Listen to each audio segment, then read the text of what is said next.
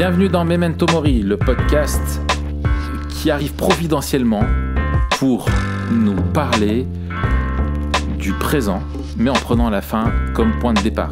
Je m'appelle Raphaël Charrier, je suis pasteur à Grenoble. Et je m'appelle Mathieu Giralt, pasteur à Etup, et on est tous les deux blogueurs sur le site toutpoursagloire.com. Bien, es-tu providentiellement l'homme de la situation, Mathieu ? Écoute, oui, je l'espère. D'accord. Nous le verrons. Nous le verrons. La fin de l'épisode nous le dira. C'est ça. Alors, nous allons parler aujourd'hui de une doctrine qui est importante dans la vision biblique du monde, parce que tout simplement, elle nous parle de la relation que Dieu entretient finalement avec le monde qu'il a créé. Nous allons parler de la doctrine de la providence. Oui. Ça fait bizarre, j'ai l'impression qu'on va directement au cœur du truc et c'est... Exactement, je suis un peu mal à l'aise avec ça parce qu'on on n'a pas dit assez de Ouais, t'as pas une blague là, de trucs sans rapport avant l'épisode. Ouais. Bon bah allez, on y va. Hein. Tant pis. Allez, c'est parti. On va être sérieux pour une fois. Savoure ce moment, Pascal Denot. Pas de bêtises en début d'épisode. Voilà. D'ailleurs, Pascal Denot, on le rappelle, on va bientôt recevoir, car il a sorti un livre et on va avoir le plaisir de la voir pour 2 émissions. Il va venir jusqu'en France, c'est génial. Merci Pascal, c'est super cool. Alors, Mathieu, on parle de la providence, mais dis-nous, c'est quoi la providence ? Alors, la providence, c'est une doctrine, mon cher Raphaël, très... Alors, pourquoi ? C'est moi qui ai un peu voulu parler de la providence. Pourquoi ? Parce que y a des doctrines comme ça que je trouve qui sont assez importantes dans notre vision biblique du monde. Mm-hmm. On a fait 4 épisodes, comme vous vous souvenez, sur la vision biblique du monde, en reprenant le schéma un peu connu, création, chute, rédemption, restauration. Dominique a fait un super article là, cette semaine, je crois, où il explique pourquoi lui propose un autre schéma en 5 points. Il y a quelques semaines déjà. Il y a quelques semaines, ouais. Et voilà. Mais en tout cas, nous, on a fait ces 4 épisodes-là. On vous mettra le lien en description. Et puis, on a développé quelques doctrines, peut-être pour aller un peu plus loin, qui sont assez importantes dans notre vision du monde, et plus particulièrement par rapport aux discussions que nous, on veut avoir sur la culture. Ouais. Donc, on avait parlé de l'image de Dieu. On avait parlé du rap. On avait parlé de quoi d'autre ? Du rap, oui, mais qui n'est pas une doctrine en fait. Ah mince. Ouais, la doctrine du rap, la rapologie. J'ai vu aucun chapitre de systématique sur le rap. Mais quand on aura écrit la nôtre, il y en aura un. Ça manque. Ouais. Non, qu'est-ce qu'on a fait ? On a fait l'image de Dieu, on a fait la grâce commune. Qu'est-ce qu'on a fait d'autre comme doctrine ? J'en oublie une au moins. Ouais, probablement. Écoute, je sais plus, mais on les mettra en lien. On les mettra en lien, voilà. On vous met tout en lien. Et voilà, du coup, la doctrine de la providence me semblait assez importante pour qu'on en parle. Ouais. C'est souvent on parle pas beaucoup de providence, alors que chez les théologiens réformés, la providence a une place de choix.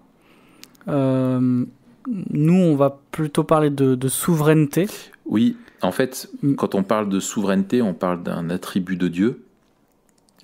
Et nous, on l'étend à son œuvre. Mais en fait, c'est vrai qu'il est plus juste quand on parle de son interaction avec nous, enfin de la mise en œuvre de sa souveraineté, on parle alors de providence. C'est ça, ouais. Et puis, on va le voir quand on parle de providence, il y a quelque chose de moins abstrait que quand on parle de souveraineté. Oui. Même si la souveraineté de Dieu, elle s'accomplit dans le monde, en fait. Donc, elle n'est pas du tout, abstraite. Mais peut-être alors pour une définition. Oui. Je reprends celle de Bavinck qui dit que que... Alors il dit, la création appelle à l'existence, mais il dit que Dieu continue d'être à l'œuvre dans la création par la providence. En fait, j'ai une autre citation d'Erickson, il dit « La providence signifie l'action continue de Dieu qui préserve sa création et la guide vers les buts qu'il a prévus. » Donc, l'action continue de Dieu qui préserve sa création et la guide vers les buts qu'il a prévus. Et donc, souvent, on a 3 sous-thèmes, 2 gros thèmes. Ouais, 2 ou 3 sous-thèmes. Ouais. Voilà. Ceux qui en ont 3, par exemple, si on lit Grudem, on aura la conservation, la coopération et le gouvernement. Ouais. On va expliquer ce que ça veut dire. Et peut-être quand il n'y a que 2, ce sera la préservation et le gouvernement. Ouais, voilà, j'ai vu ça chez Calvin, là, je regardais l'Institution avant. Ouais. Il parle de ça, ouais. Moi, pareil, chez Bavinck, c'est 2. Ouais, c'est 2, ouais. Moi, j'ai regardé la 1689, là, la Confession de foi de Londres. Ouais. Et je l'aime beaucoup. Et j'aime trop à chaque fois comme elle formule les choses. Et elle dit Dieu, le bon créateur de toutes choses, dans sa puissance et sa sagesse infinie, soutient, dirige, dispose et gouverne toutes les créatures et toutes les choses, des plus grandes aux plus petites, par sa très sage et sainte providence, aux fins, donc c'est vraiment la question de la gouvernance, la finalité, le télos, pour lesquelles elles ont été créées. Il le fait selon sa prescience infaillible et le conseil libre et immuable de sa propre volonté, à la louange de sa sagesse, de sa puissance, de sa justice, de son infinie bonté et de sa miséricorde glorieuse. Magnifique. C'est beau, hein. Ouais. C'est hyper dense, c'est des phrases hyper longues quand c'est des définitions comme ça, mais c'est très beau, ça arrive à être exhaustif et très harmonieux, et j'aime beaucoup comme elle le fait. Ouais. Moi j'aime bien aussi... Alors peut-être on en parlera tout à l'heure, mais les 3 questions du catéchisme de Heidelberg, oui, qui disent aussi la chose très bien. Oui, j'ai regardé aussi en préparant, ouais. Alors, peut-être on va aborder un peu la providence en détaillant quelques points clés de la providence, si tu veux bien. Et ensuite, on verra pourquoi c'est important pour nous. Et c'est quoi la place de la providence dans le fait de vivre Memento Mori. Ouais. Ça te va ? Ouais, nickel. Alors, si tu veux, on prend la division en 3 parties. Oui. Donc, conservation, coopération, gouvernement. La première, conservation ou préservation. Qu'est-ce que ça dit ? Ça dit seulement que Dieu conserve toute chose créée par sa volonté et par son action. En fait, que c'est l'action continue de Dieu dans le monde qui fait que le monde continue d'exister, en fait, de tourner. Et permanente, quoi. Ouais. Il y a une image que j'ai bien aimée, là, chez Erickson, dans sa systématique. Il dit, la vision du monde déiste, il a comparé un peu à des machines. Et il dit, c'est un peu comme ces machines où t'appuies une fois sur le bouton et ça continue de tourner, tu vois. Dieu a créé, maintenant il est plus dedans, quoi. Voilà. Dieu a créé, bam, il se retire et le monde continue de tourner. Et il dit, si on doit reprendre un peu cette image de machine, l'action de Dieu, c'est plutôt avec ces machines où, si tu restes pas appuyé sur la gâchette, la machine s'arrête. Et en fait, c'est ça, c'est que le monde, tout ce qui se passe dans le monde, n'est dû qu'à l'action de Dieu dans le monde, en fait. Que ce soit pour les choses inanimées, que ce soit pour les animaux ou que ce soit pour les humains, comme on va le voir dans le gouvernement tout à l'heure. Tout, en fait, tout ce qui est n'existe et ne vit que parce que Dieu, dans sa souveraine volonté le veut et le met en œuvre. Ouais. Excellent. Et en gros, c'est, je trouve ce qui est beau, c'est de rappeler qu'en fait, les choses ne pourraient pas rester telles ce qu'elles sont si Dieu ne l'ordonnait pas, le maintenait pas continuellement. Oui. Et ça, c'est beau, c'est-à-dire que c'était Grudem là qui disait en gros, voilà, l'herbe elle continue à rester herbe parce que Dieu le décrète à chaque instant, quoi. Et en fait, si tu es, voilà, si la chaise sur laquelle on est assis ou la voiture qu'on est en train de conduire pendant qu'on écoute ce podcast, si chaque élément reste, chaque molécule, chaque atome reste, persiste dans son existence, c'est parce que Dieu le tient dans sa main constamment et dit constamment, je veux que tu restes ce que tu es, quoi. Et ça, Oui, ça rappelle vraiment la puissance de Dieu et la dépendance de chaque chose créée, où on a l'impression souvent que les choses peuvent exister d'elles-mêmes, mais en fait non, rien ne peut subsister de lui-même si Dieu ne le décrète pas, quoi. Il n'y a aucun battement de ton cœur qui se produit sans que Dieu fasse bouger chacun des muscles, diffuse pas l'électricité, ne permettent pas, il n'y a pas une respiration qui se produit. Dieu est tout le temps obligé de veiller et de contrôler tout, quoi. Ouais, c'est ça. Et puis Calvin le dit aussi, hein, tu as raison de souligner, les chapitres de Calvin sur la providence sont magnifiques. Et il le dit avec une certaine ironie. Il dit même celui qui blasphème, en fait, il peut le faire que parce que Dieu lui donne le souffle. Ouais. Et effectivement, là, on voit la manière dont toute la création est dépendante de Dieu pour sa préservation. Il y a rien qui existe, qui vit ou qui fonctionne en dehors de la volonté de Dieu. Ouais. Et donc là, on souligne en fait que Dieu est le roi. Quand on parle de souveraineté de Dieu, en fait, on dit que Dieu est roi sur tout.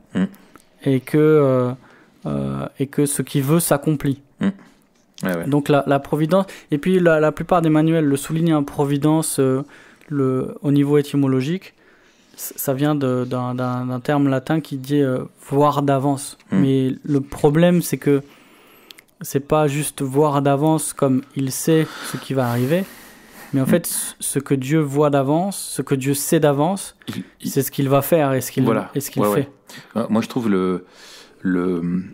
ce qui est l'exemple hyper beau, peut-être, je sais pas, tu me dis si je me plante, mais qui est pour moi le premier dans la Bible qui ressort comme ça, il me semble, c'est le sacrifice.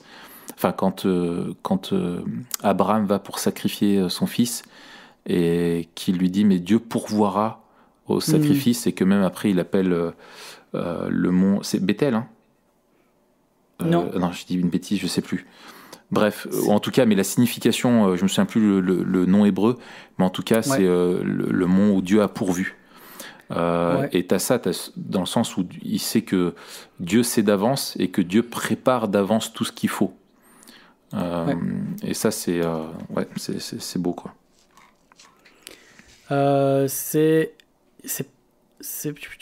C'est pas Yahvé Jireh. Ouais, j'irai voir, en tout cas, ça c'est sûr. Ok. Il pourvoira où il sera pourvu. Ouais. Et comme tu disais aussi, une des conséquences, c'est que on peut avoir confiance et continuer de vivre parce qu'on sait que le monde va continuer de marcher avec les mêmes propriétés. Toujours Erickson, dans sa systématique, donne l'exemple d'une chaise. Il dit, en fait, qu'est-ce qui me prouve ou qu'est-ce qui me dit que la chaise sur laquelle je vais m'asseoir ne va pas s'évaporer quand je m'assois dessus. En fait, il dit, on base toute notre vie sur des observations empiriques. Exactement. Et on espère que tout continuera d'être tel qu'il a déjà été. Et on espère que les choses auront les mêmes propriétés qu'elles ont eues jusqu'à présent. Mais qu'il n'y a rien dans la vision du monde naturaliste, dans la visée scientifique qui nous prouve ça en fait, que les choses vont continuer de conserver leur propriété. C'est jusqu'à preuve du contraire. Et c'est ça l'empirisme. Et justement, la foi chrétienne est un puissant levier pour dire que oui, on peut faire de la science, on peut faire des expériences scientifiques, on peut s'attendre à ce que les choses se produisent, que la pluie continue de fertiliser la terre, etc., à cause de la providence de Dieu, quoi. Là, je suis en train, en même temps qu'on parle, de regarder ce que dit Berkhoff. Je n'avais pas regardé. Ouais. Et j'aime bien, il dit en gros, c'est la caractéristique de chaque créature qui fait que, le fait que Dieu préserve, la conserve, qui fait qu'elle ne pourrait pas continuer d'exister en vertu de ce qu'elle est dans Inherent Power, en elle-même, quoi. Voilà. Ouais. Et en elle-même, elle a aucune chose qui existe ne peut continuer à rester ce qu'elle est si Dieu ne la conserve pas directement lui-même. Ça, c'est juste un truc de fou, quoi. Ouais, absolument. Ok. Et ça montre l'extrême dépendance de tout envers le Créateur. En fait. Ça remet la création dans la relation à Dieu. C'est ça. Et ça, c'est super important en fait, pour comprendre en fait la manière dont le monde fonctionne. Et à la fois toute la doctrine de la création, mais aussi la question de la responsabilité de l'homme dans le plan de Dieu. C'est parce qu'il fait partie de la création et que la création, elle ne doit sa vie qu'à Dieu. Ouais. Et donc dans ce sens-là, l'homme répond de sa vie à Dieu. Et on va voir que de manière particulière pour les chrétiens, la doctrine de la providence est un grand secours. Ouais. Alors, la conservation, la préservation, dans ceux qui ont 3 points, après il y a la coopération et le gouvernement. Dans ceux qui ont 2 points, il y a juste le gouvernement. La coopération, Grudem en parle en disant que Dieu coopère avec les choses créées dans tout ce qu'elles font et dirige leurs propriétés particulières de manière à ce qu'elles agissent comme elles le font. Et en fait, c'est... Alors, ça va nous aider, par exemple, quand on va parler des causes secondes, quand on va parler de la question de la relation entre la souveraineté de Dieu et la responsabilité de l'homme, ou qu'on va parler du problème du péché. Dans quelle mesure Dieu est souverain sur tout, y compris sur le péché, et dans quelle mesure il n'en est pas coupable. Eh ben, parce qu'il y a une coopération qui se fait entre la volonté de Dieu et l'action de l'homme, dans le sens où l'homme fait volontairement ce que Dieu a décrété souverainement. Et les deux sont toujours vrais. Je pense que quand on dit coopération, c'est pas dans le... peut-être qu'il faut clarifier, tu me dis si je me trompe, mais je crois pas que ce soit dans le sens où on travaille ensemble comme si on était en équipe, mais c'est-à-dire que ça souligne le fait qu'il y a une vraie opération de Dieu et qu'en même temps, il y a une opération de l'homme qui se produisent. Oui, ça ne suggère pas le sens de fait on travaille ensemble volontairement. Voilà, tu vois, on coopère. C'est peut-être en français du coup qu'il y a... Je ne sais pas si le mot est le plus... Oui, mais là on parle des hommes, mais c'est pareil avec les choses inanimées. C'est-à-dire que la nature, les événements naturels... Oui. C'est ça. Dieu a créé dans l'ADN le programme de la reproduction de la mitose des cellules, par exemple. Et ça se fait de lui-même, mais en même temps, Dieu le conduit. Voilà. Et c'est pareil, ce que nous, on appelle la gravité, en fait, c'est aussi le fait que les choses obéissent à la voix de Dieu et que... Dieu décide que cela se passe ainsi, jusqu'à ce qu'il décide autrement. Ouais. Mais tous les éléments obéissent à sa voix. C'est ça. Et c'est pareil, les animaux par instinct vont se nourrir, vont chasser, etc. Et pourtant, la Bible, à de nombreuses reprises, montre que c'est la main de Dieu qui les nourrit. On a le psaume 104 sur la providence qui est magnifique. On a aussi le passage dans Matthieu 6. Que les oiseaux... Avec les oiseaux, etc. Et on voit aussi que des événements, soit qu'on va associer au hasard, soit qu'on va associer à la nature, ont en fait toujours pour origine la volonté de Dieu, c'est la ça. Providence de Dieu. C'est ça. Et c'est hyper important pour la question de l'existence du mal. En fait, pas de l'existence, mais de la manifestation du mal et du fait que Dieu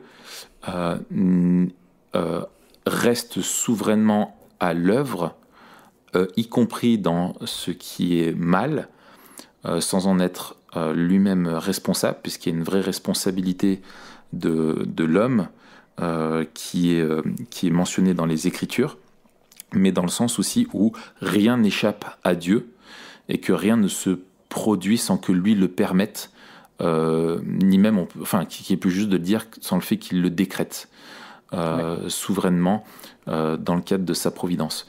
Et ça, on a énormément d'exemples dans les Écritures, et le sommet de tout ça, c'est bien sûr la croix, où l'homme est 100% responsable. Et l'apôtre Pierre le dit bien quand il parle aux Juifs, où il leur dit: c'est vous qui avez crucifié le Fils de Dieu. Mais en même temps, il rappelle que l'homme a fait ce que Dieu avait établi d'avance. Voilà. Donc il y a cette double chose-là, et il y a bien sûr, c'est quelque chose de mal, parce que la volonté qui est morale de Dieu, qui est prescrite, qui est révélée, nous disent qu'on doit obéir à Dieu et faire ce qui est bien, mais dans sa volonté souveraine, dans ce qu'il a décrété de toute éternité, selon son propre conseil et sa prescience, il n'y a rien qui échappe à ce que lui ordonne. Et ça doit être compris avec le troisième point, qui est celui du gouvernement, la question de la finalité, quoi. Exactement. Ceux qui ne soulignent que 2 points soulignent la préservation, donc toutes choses sont dépendantes de Dieu, et le gouvernement, que Dieu dirige toutes choses vers un but. Et voilà, c'est juste ce qu'ils font en 3 points. Ils disent que Dieu dirige toutes choses, et ensuite ils parlent du gouvernement pour un but.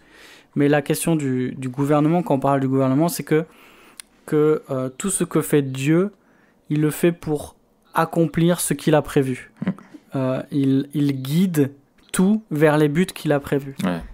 Et donc on a cette distinction entre la volonté révélée et la volonté secrète, ou entre la volonté morale et le gouvernement providentiel, ce dont on parle aujourd'hui, qui est que Dieu dit ce qu'il veut, et en même temps, avec une vraie responsabilité des êtres humains notamment, et en même temps, tout concourt à ce qu'il a prévu d'avance. Ouais.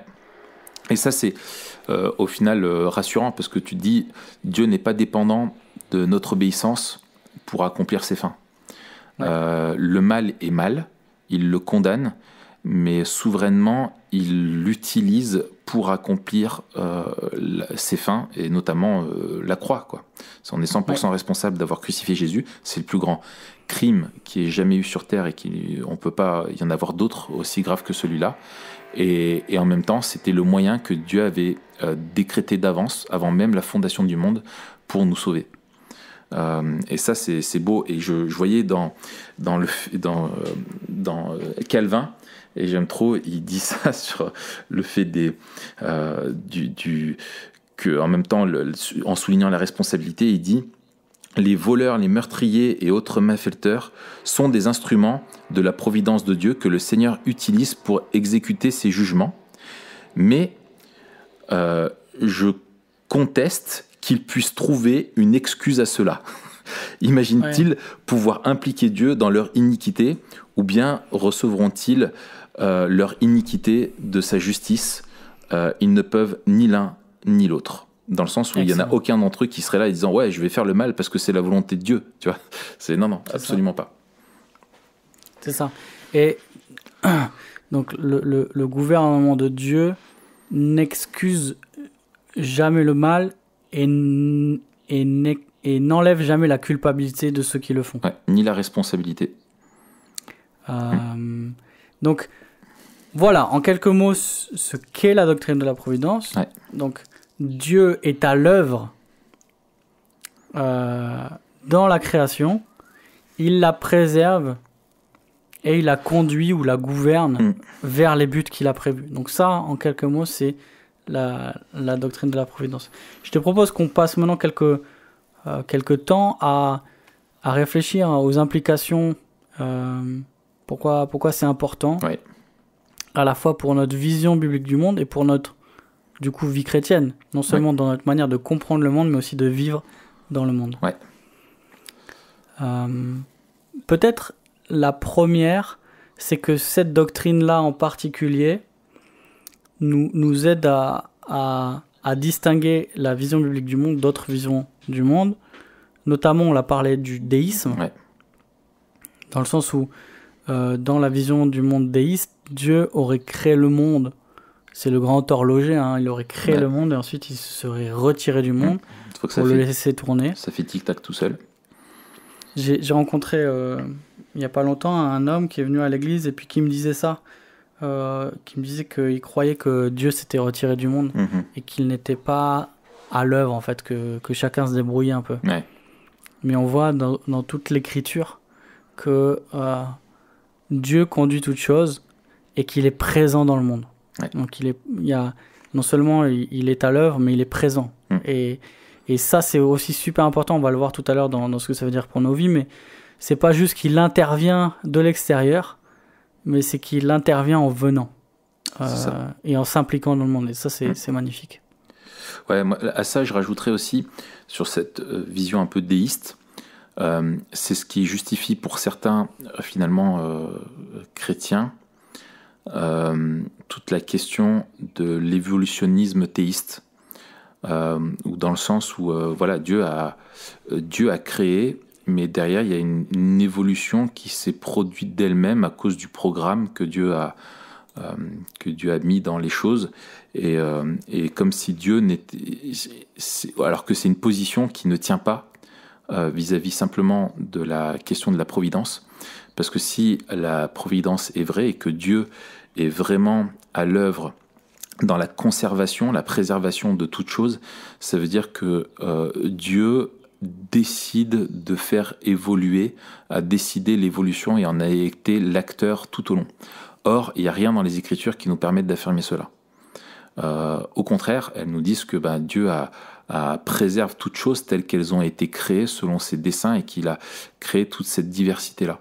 Et souvent, ceux qui donc basculent dans la question qui veulent concilier le fait de l'évolution avec la doctrine de la création, prennent ce biais-là en oubliant, ou en tout cas en limitant la providence de Dieu, peut-être pas dans leur formulation, mais dans les faits et dans le raisonnement, ils sont obligés d'arriver à ça, quoi.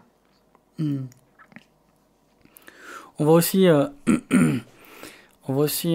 une distinction claire entre la providence et le panthéisme, la vision biblique du monde et le panthéisme, ou le panenthéisme, soit la création est Dieu ou Dieu est dans la création. Voilà. Ici, on voit qu'il y a une dépendance totale de la création par rapport à Dieu, parce qu'il y a une distinction totale entre la création et Dieu. Et donc, Dieu n'est pas la création n'est pas Dieu. Ouais. Mais la création est dépendante de Dieu constamment. Exactement. Ouais. Et dire ça, c'est rappeler aussi, la responsabilité, et deux, de rappeler la dépendance, parce que la création en elle-même n'est pas. Ouais.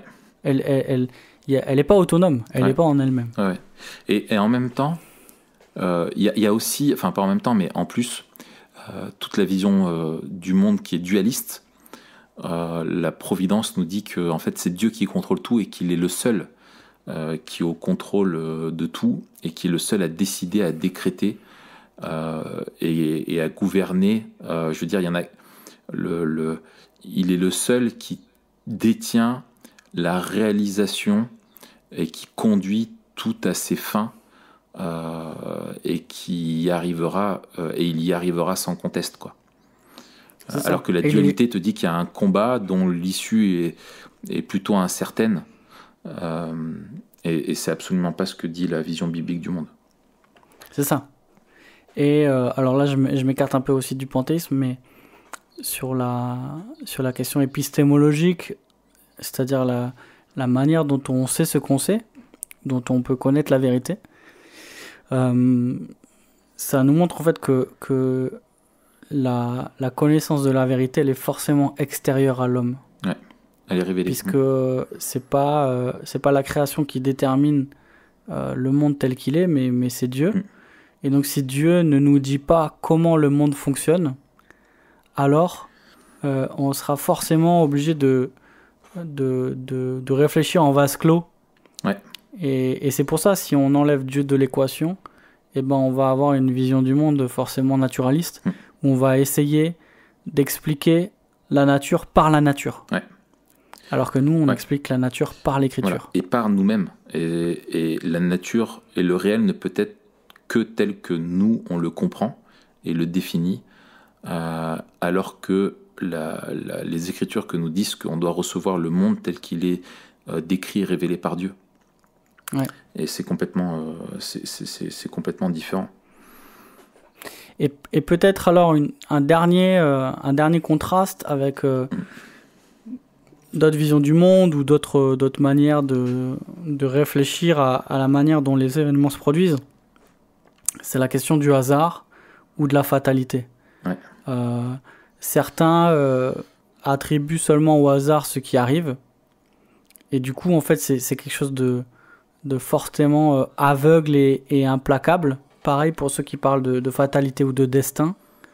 Et là encore, c'est la vision naturaliste ne donne aucune raison ou aucune cause première à ce qui arrive. Et du coup, ce qui arrive seulement, sans but, sans cause et sans dimension morale. Ouais, et c'est ce qui pousse les athées les plus cohérents à dire des choses qui sont absolument déprimantes. Je crois que c'est Richard Dawkins qui disait... je crois que c'est Richard Dawkins qui disait, mais si un enfant meurt, c'est pas triste, c'est pas joyeux, c'est juste ce qui arrive. Voilà. Sauf que... Pourquoi ? Parce qu'en fait, il n'y a aucune autre explication qui est au-dessus des événements. Ouais. Sauf que ça correspond pas aux faits, quoi. Exactement. C'est-à-dire quand un enfant meurt, c'est pas vivre comme ça. C'est impossible. Ouais. Impossible. C'est pas dans notre logiciel, quoi. Et donc on a cette assurance-là que le monde n'est pas gouverné par le hasard ou par un destin impersonnel, mais au contraire par un Dieu, non seulement personnel, mais bon. Ouais. Et c'est là où ça va changer toute la donne, en fait. Alors, bon pour les... C'est ça, enfin, je m'excuse, je te coupe, mais ce que j'aime dans la confession de foi 1689, dans la formulation, c'est qu'il commence par parler de Dieu, le bon créateur de toutes choses. Et si tu n'as pas la bonté de Dieu dans la providence, c'est un drame, parce que s'il contrôle absolument tout, mais qu'il n'est pas parfait, parfaitement saint, parfaitement bon, alors tu n'as aucun espoir, quoi. Ça t'apporte aucune solution, aucun espoir, aucune espérance. C'est ça. Et tu vois, je vais bientôt prêcher sur 1 Pierre, là, à partir du verset 13 dans le premier chapitre. Et au verset 17, il dit « Si vous invoquez comme Père celui qui, impartialement, juge chacun selon ses œuvres. » Et en fait, c'est que... Et c'est aussi ce que souligne Calvin quand il parle de la connaissance de Dieu. c'est que Dieu est le juge de tous et il est le père des chrétiens. Ouais. Et c'est-à-dire que la providence de Dieu va faire qu'à la fin, on connaîtra Dieu soit comme juge, soit comme père. Ouais. Et ça va déterminer notre manière de vivre dans le monde, mais aussi le côté memento mori, mais on en parlera un peu plus tout à l'heure. Ouais, carrément. On a aussi l'assurance pour les chrétiens que Dieu est présent et qu'il agit dans nos vies. Il agit pas non seulement dans le monde en général, mais aussi dans nos vies en particulier. Et du coup, on est certain que ce que Dieu fait, il le fait dans sa grâce, dans sa sagesse, dans sa libre souveraineté et selon sa bonté. Ouais. Et donc, nos épreuves, nos peines, nos joies sont toujours le fait de ce que Dieu fait dans nos vies. Ouais. Et donc, ça nous donne à la fois un sujet de réconfort, mais aussi un sujet de reconnaissance, d'adoration, de dépendance totale à Dieu, où c'est pas une force impersonnelle ou le hasard qui gouverne nos vies, mais c'est Dieu qui est notre Père et qui nous donne toutes choses par sa main paternelle. Ouais. Excellent. Et je trouve que ce que tu dis est important, et notamment dans le fait de la responsabilité que ça amène sur nous. Et je suis tombé là, juste tout à l'heure, sur un article qui rappelait d'un théologien réformé qui était américain, qui était suprémaciste du 19e siècle, qui s'appelle Robert Lewis Damney. Et en fait, lui, il disait que à cause de la doctrine de la providence, en fait, il légitimait l'esclavage. Parce qu'il disait, Dieu, dans sa providence, a créé les hommes avec des différences dans leur intelligence, dans leur vertu, dans des civilisations qui sont plus ou moins développées et qualifiées pour être des gardiens des bonnes choses, quoi, en substance. Et il disait, du coup, c'est à cause de ça où il disait, mais on est obligé de constater que les Africains qui sont aux États-Unis, ceux qui sont d'origine africaine, n'ont pas l'intelligence et sont disqualifiés pour être gardiens et responsables d'eux-mêmes. Et donc, l'esclavage est une bonne chose parce que ça nous permet de prendre soin d'eux. T'imagines ? C'est horrible. C'est horrible. Comme si finalement la providence de Dieu, en fait, elle était comprise en dehors au fait aussi du fait de l'image de Dieu, bien sûr, et qui donne une qualité égale, intrinsèque, et une dignité intrinsèque égale à tous les hommes, quoi. Sans aucune distinction, comme si Dieu était, l'américain était plus à l'image de Dieu, le blanc que le noir, quoi. C'est totalement absurde. Et je pense que c'est le danger quand tu prends une doctrine, tu vois, dans ta vision du monde, comme lui il l'a fait, qui est que tu l'apprends et tu l'isoles et tu l'utilises pour légitimer certaines choses. Là, en l'occurrence, il utilise la providence pour légitimer l'esclavage, alors qu'au contraire, c'est dans la providence de Dieu et dans justement la facette de la coopération, il y a la vraie responsabilité de l'homme qui est de vivre selon la volonté morale de Dieu, et ce qui est totalement absente chez Damney, quoi. Absolument, ouais. Et puis, alors je sais pas si on va en parler, mais quand on parle de providence aussi, ça pose la question des miracles. Oui. On trouvera la question des miracles développée dans les chapitres sur la providence dans les systématiques. Pourquoi ? Parce qu'on doit se demander, c'est quoi les miracles, en fait ? Ouais.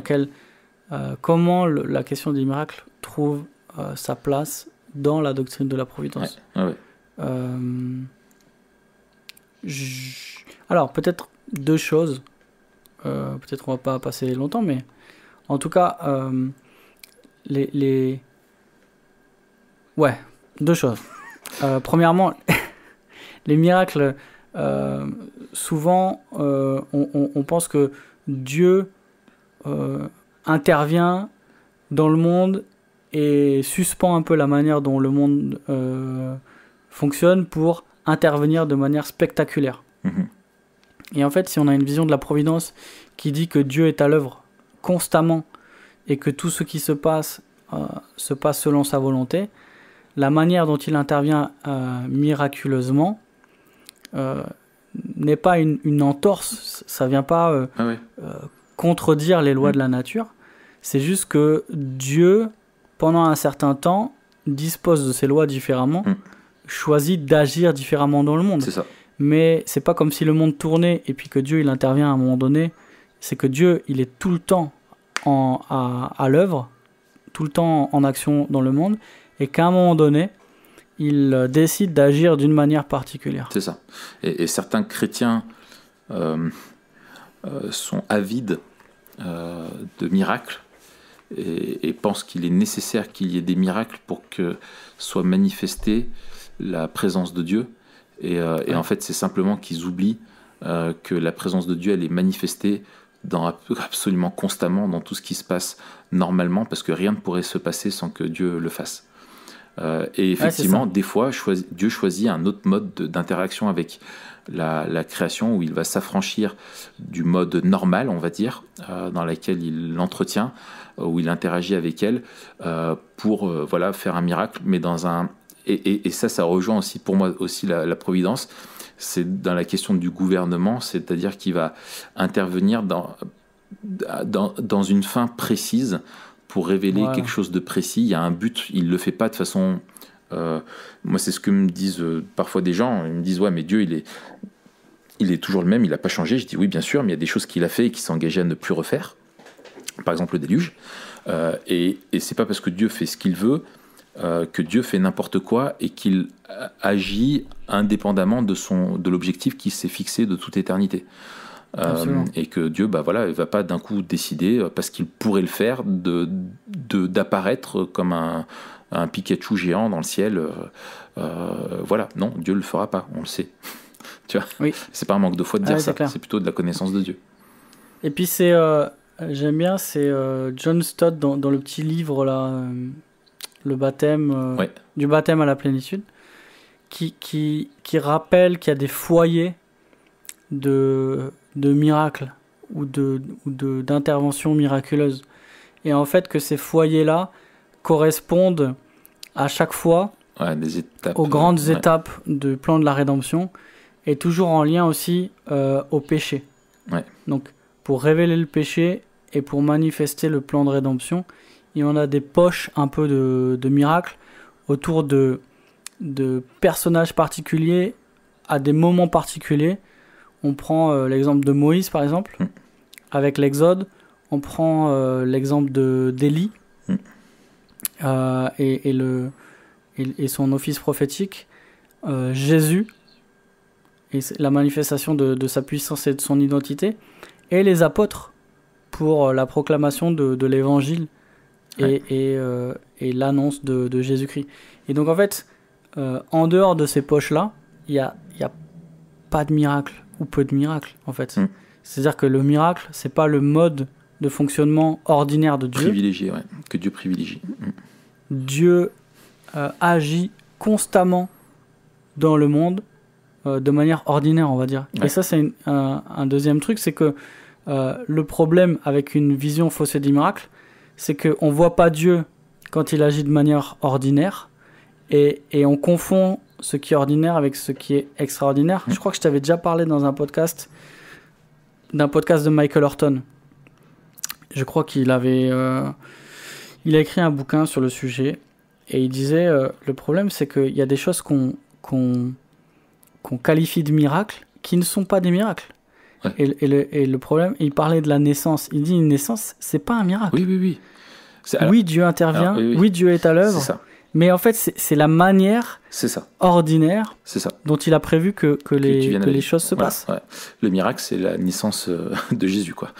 Mais par contre, ce qui est beau, c'est que c'est difficile d'expliquer naturellement, c'est-à-dire avec une vision du monde naturaliste, la beauté et le mystère qui est à l'œuvre dans le développement de la vie, c'est ça. In utero. Et je pense qu'il faut qu'on fasse attention dans notre façon d'utiliser ce mot-là quand on est chrétien. Et c'est vrai que souvent, il est trop utilisé à tort et à travers, pas de façon vraiment mal intentionnée, mais il y a des choses où on ne voit plus un miracle alors qu'il y en a. Je pense notamment à la conversion, qui sont des vrais miracles, où il faut une intervention surnaturelle de Dieu qui produit la nouvelle naissance de façon souveraine et mystérieuse par l'esprit. Et qu'en même temps, effectivement, quand tu as je prends toujours cet exemple-là, tu as un cancer, tu fais de la chimio et tu pries pour une guérison, et il y a une guérison. Est-ce que c'est l'œuvre de Dieu ? Absolument, 100%. Ouais. Mais si Dieu a utilisé les moyens, c'est-à-dire, on va dire naturels, en tout cas de la création pour te soigner, à savoir les propriétés qu'il y a dans les médicaments que les médecins ont pu trouver grâce à lui, eh bien, Dieu c'est une grâce, parce que si Dieu ne voulait pas, aucun médicament ne pourrait te soigner. Donc c'est une grâce particulière. Et pour moi, il faut l'appeler vraiment comme simplement une grâce, quoi. C'est une grâce d'avoir été guéri de ton cancer. Si c'est au travers de la chimio, c'est pas un miracle. Le miracle, c'est si tu avais un cancer, et que du jour au lendemain, les tumeurs, les métastases ont disparu sans aucune intervention ordinaire. Et là où tu dis, là, effectivement, c'est un miracle. Voilà. Mais Dieu, dans tous les cas, n'est pas tenu de faire un miracle pour être à l'œuvre, parce qu'il est à l'œuvre tout le temps. Exactement. Et je trouve que au lieu d'avoir une vision plus grande de Dieu, parce qu'il se manifeste par des miracles, ceux qui attendent constamment des miracles, en fait, diminuent Dieu quelque part. Ouais. Alors, sans le vouloir, c'est pas un procès d'intention, mais c'est dans les faits, parce que c'est comme si le reste du temps, Dieu n'était pas à l'œuvre. Exactement. Alors qu'il dirige chaque goutte de pluie qui tombe constamment, chaque brin d'herbe ne peut... Voilà. Et oui. Et moi, je crois que Dieu agit encore comme il le veut, par des miracles, s'il le veut, et qu'on doit les constater, les recevoir avec foi, mais qu'il faut se garder d'être dans cette recherche malsaine du miraculeux où soi-disant Dieu manifesterait à ce moment-là simplement sa puissance. Non, il manifeste autant sa puissance dans ce qui est tout à fait ordinaire que dans ce qui ne l'est pas, quoi.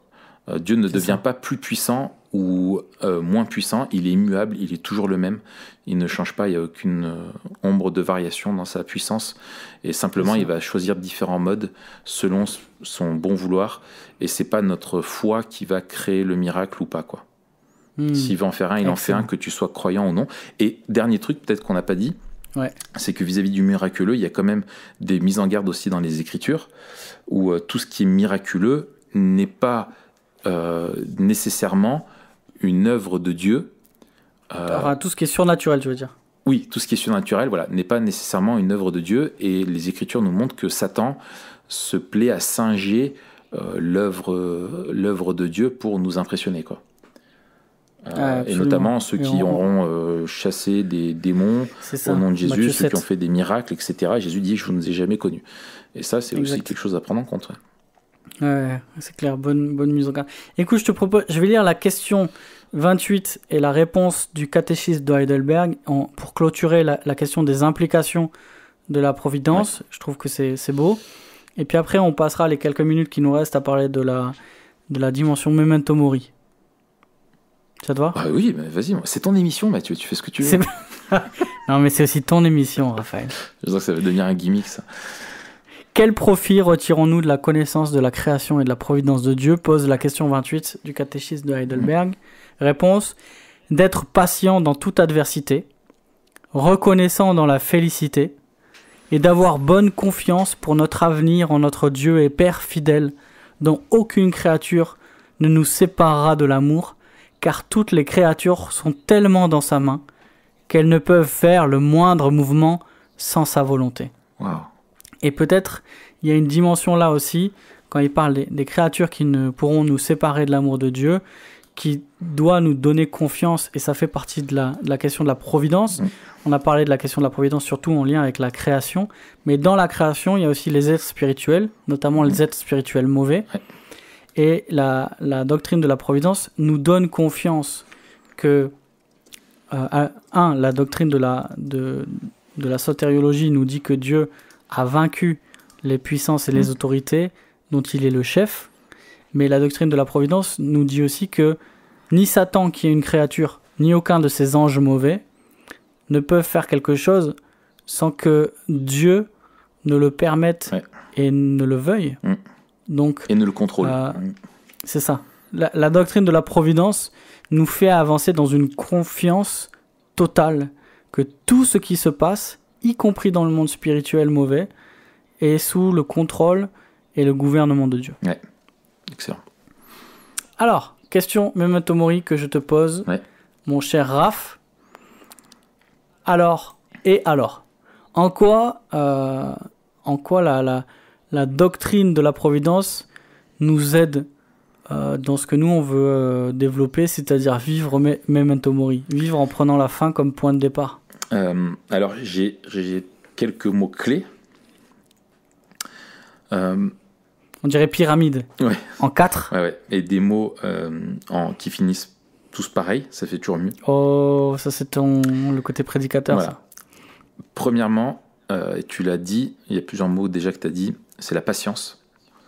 Je pense que ça m'aide à être patient dans le sens où quand il se passe des choses qui sont contraires à ce que moi je souhaite, ou que ce soit des épreuves ou des frustrations, me dire en fait non, Dieu est à l'œuvre et lui ne connaît aucun obstacle.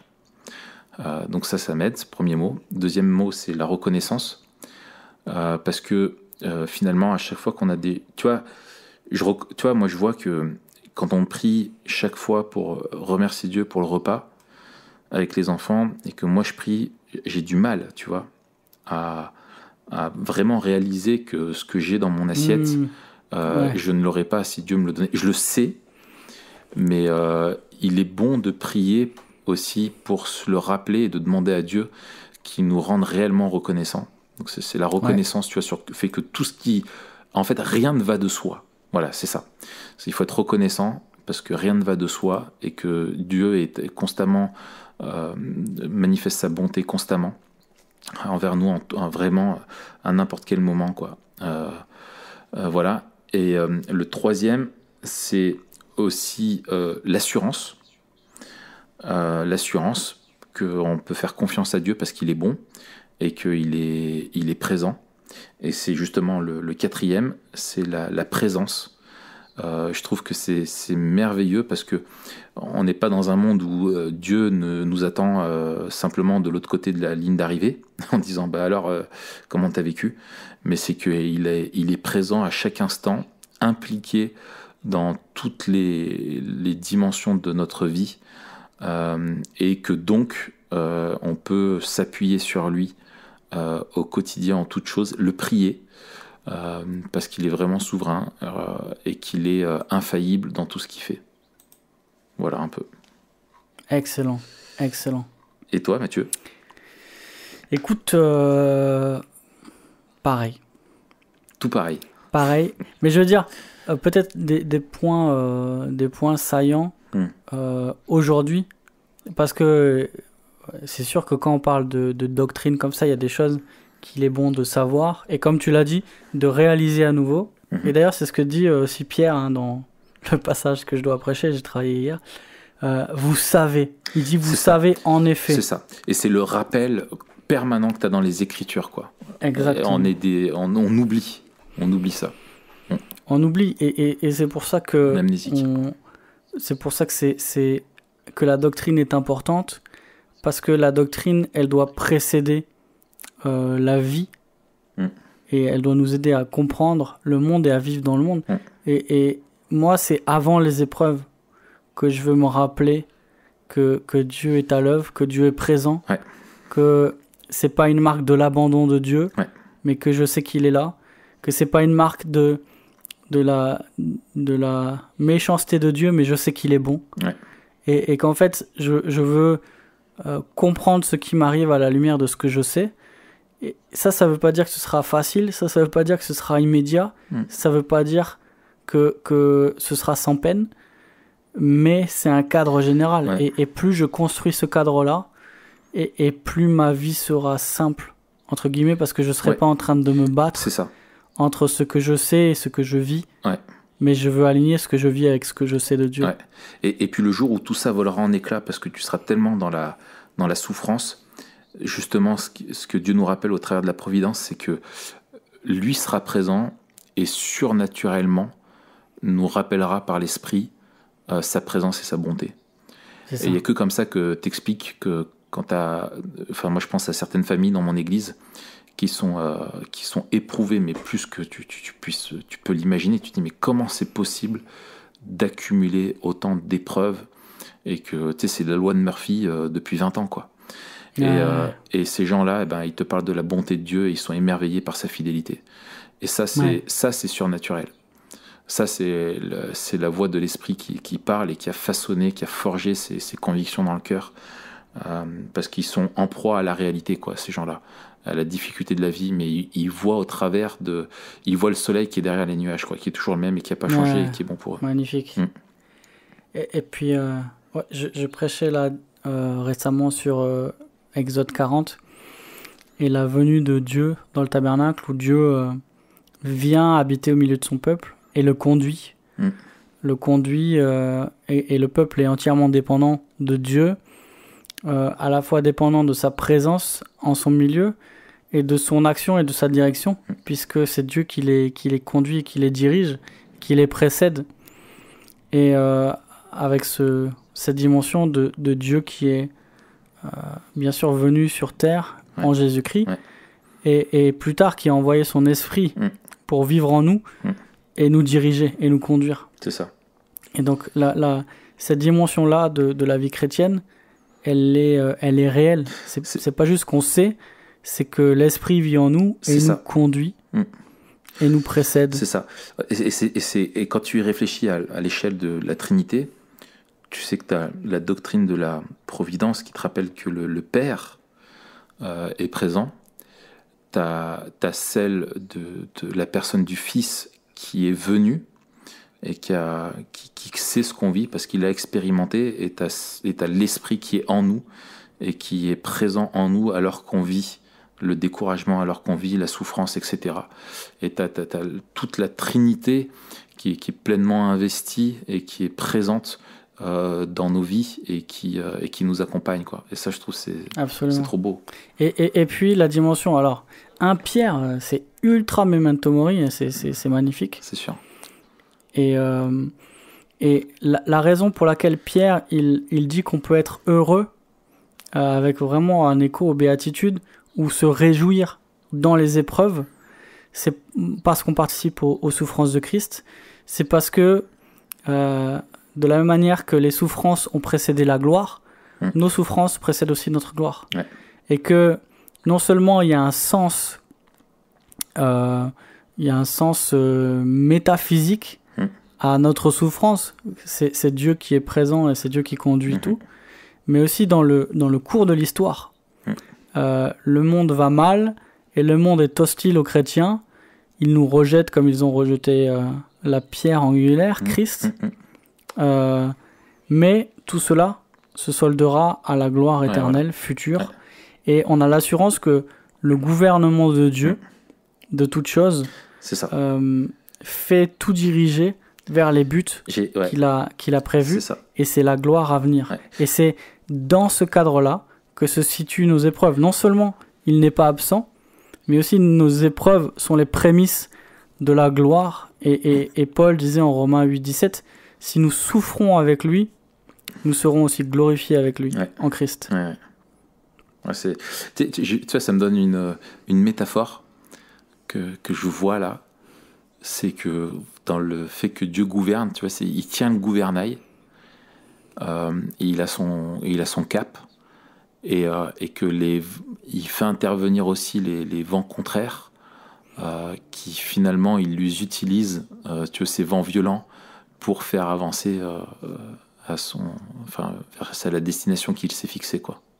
C'est ça. C'est pas mal. C'est ça. C'est ça. Et c'est beau aussi, c'est le mystère de Dieu, comme tu le dis.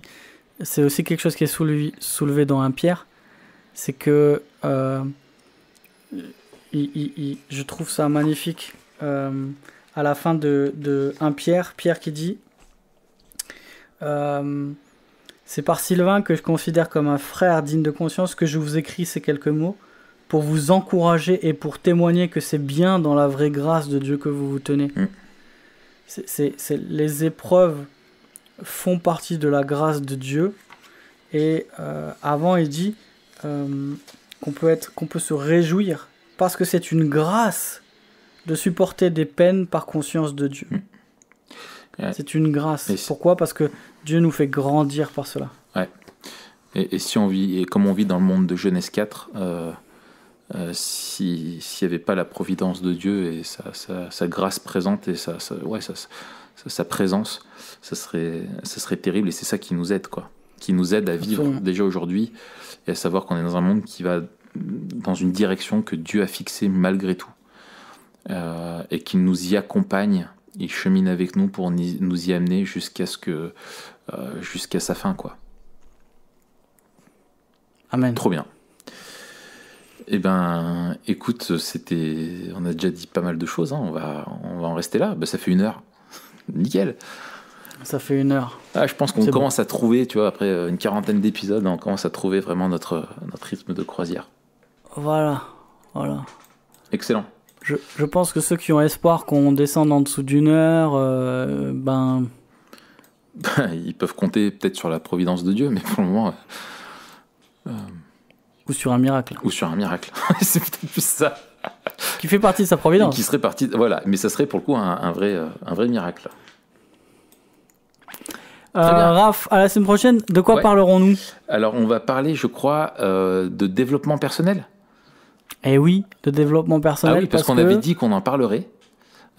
Mais comme on était... on l'avait dit déjà ? Ouais, on l'avait dit, ouais.